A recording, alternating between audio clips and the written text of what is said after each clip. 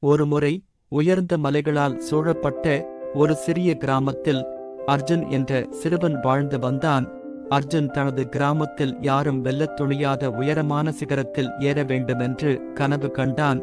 அவன் தனது கனவைப் பற்றி மற்றவர்களிடம் சொன்னபோது அவர்கள் சிரித்தனர். நீ மிகவும் சிறியவன், மிகவும் பலவீனமானவன் என்று அவர்கள் சொன்னார்கள். ஆனால் அர்ஜுன் தன்னை நம்பினான். பயணம் கடினமாக இருக்கும் என்று அவனுக்கு தெரியும். ஆனால் அவன் முயற்சி செய்ய தயாராக இருந்தான்.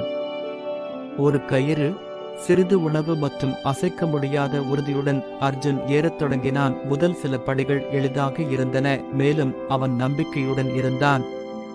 ஆனால் விரைவில் பாதை செங்குத்தானதாக மாறியது. குளிர்காற்று வீசியது. அர்ஜுன் நழுவி கைகளை காயப்படுத்தி தோல்வியின் வலியை உணர்ந்தான். ஒரு கணம் சிந்தித்துப் பார்த்தான். ஒருவேளை அவர்கள் சரியாக இருந்திருக்கலாம். நான் போதுமான வலிமையுடன் இல்லை.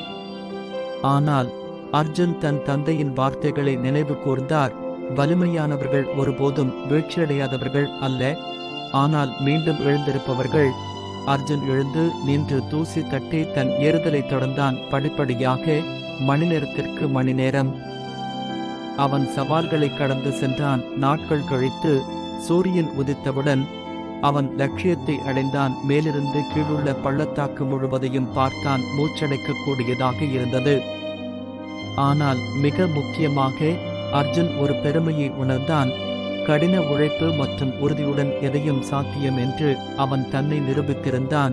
எவ்வளவு செங்குத்தான ஏறினாலும், எத்தனை முறை விழுந்தாலும் பரவாயில்லை, தொடருங்கள். உங்கள் கனவுகள் முயற்சிக்கு மதிப்புள்ளது.